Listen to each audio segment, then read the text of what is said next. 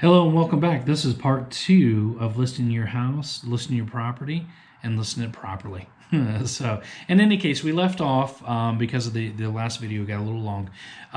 We left off of running scenarios on certain offers in advance to help prepare you. So, basically, in a nutshell, as I was saying, if your house is listed at $200,000, somebody comes in at 170, what would be your response? My recommendation to do in advance before you even get any type of offer is to communicate with your realtor, hopefully that's me, in advance as to what your response would be if in fact you got an offer at 170, if you got an offer at 180, if you got an offer at 190, or perhaps you got an offer at 220. What would you do with that? You know, having that knowledge in advance prior to any offer will ease up any tension or any concerns or any stress that you may have with regards to this entire process. This process is going to be intense at times, so I do recommend that we prepare in advance when listing your property so you have an understanding of what your bottom line number would be, what you're willing to accept, what you're not willing to accept in advance so it's not as stressful. Okay? Going on to the next one, and this is pretty big. Cleanliness of the home and the condition of the home.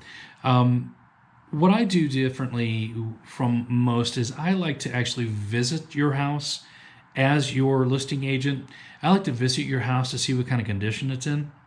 And what I do is I actually write notes, okay? And the notes that I take are not to be nitpicky, not to be disrespectful in any manner, but it's only to provide you information as seen through the eyes of a buyer. I've assisted many of clients that were purchasing properties, and typically what happens if they see one thing out of place, and this is key, so listen very closely, if they see one thing out of place, they start nitpicking everything apart.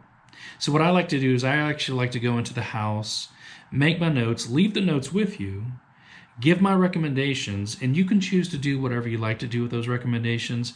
You can adhere to them, you can chew them up, spit them out if you want to, but at least I can provide that information and that level of service to you so you have an advanced knowledge before buyers actually start touring your home. Okay? And there's no judgment here. So basically everyone lives in their home. Everyone's got, certain areas of the homes are not the best, if you will. But again, there's no judgment here. I just want to provide a service to you to help sell your home. My goal is to get you to that settlement table so that you can move on to the next home that you want to purchase. Okay? Also, with regards to cleanliness, everything has its place, whether it's in the kitchen, whether if it's in the living room, whether if it's in the bedrooms, or even the garage, the outdoors, the backyard, the front yard, the side yards. Everything has its place.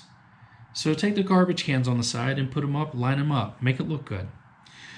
In your garage, make sure everything, if your garage is full, that's okay. It happens. A lot of people put stuff in their garages. But have it neatly set up, right? So that way they can look through and be able to see the garage without having to trip over something or without seeing bags here or items just laying around and whatnot. The laundry room, my recommendation is to totally clear the laundry room out, meaning like there's no clothes in there, dirty or clean, right? Just put everything away, put it in your closets or put it in your dressers and whatnot, okay? Let's see what we got here. Another big thing when it comes to cleaning your house, never over deodorize your house, okay? Because that signals to a buyer that there may be some kind of an underlying issue, whether it be mold, whether it be mildew, whether it be some kind of, maybe you're trying to cover up like animal smells and whatnot. That's another big thing.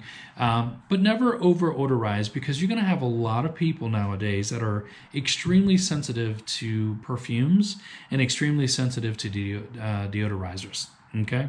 So never over deodorize your home.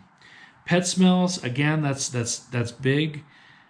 Go to Home Depot, go to Lowe's, or any one of these big box companies, and rent one of the carpet cleaners or have it professionally done.